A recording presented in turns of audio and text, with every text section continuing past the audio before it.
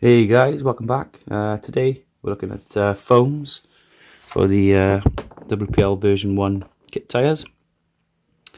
In the early days when I first started, if you check out my my first WPL clip, I'll try and put it up here. The back left tyre had constantly kept coming off the rim like this, and I lost count how many times I had to rebeat the tyre during that filming shoot. It was my first time out, so as you can see, without any foams, push on top, push on the side, it's already lost the bead. And this one, we've got foams in, pushing this as hard as I can,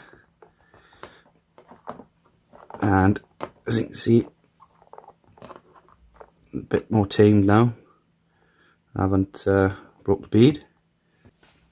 So like last time when I showed you the foams for the C44 tyres, I'll take the wheel and tyre apart and give you a rough estimate of the size of the foam I kept. So these foams were actually a first attempt at the C44, but they were actually too small. But like our Lord and Saviour Bob Ross says, we only have happy little accidents, and they came to perfectly, not cut out the best, but they came to perfectly fit the version 1. So I'm going to quickly measure these up here.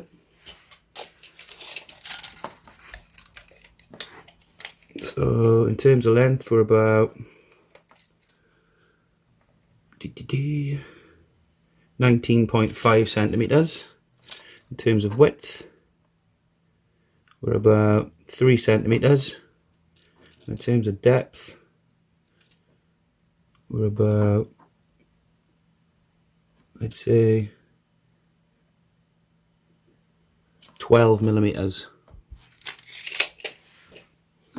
So yep, you got a really soft kit tyre here. Put one end in, bring the other end round, meet it in the middle there, pop the middle in, like so, and then you want to try and work it all in. Make sure it's all flat,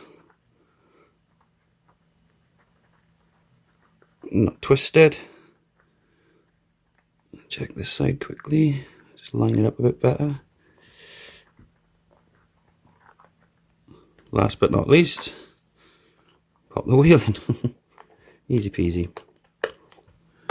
Cheers for watching, guys. I'll catch you on the next one.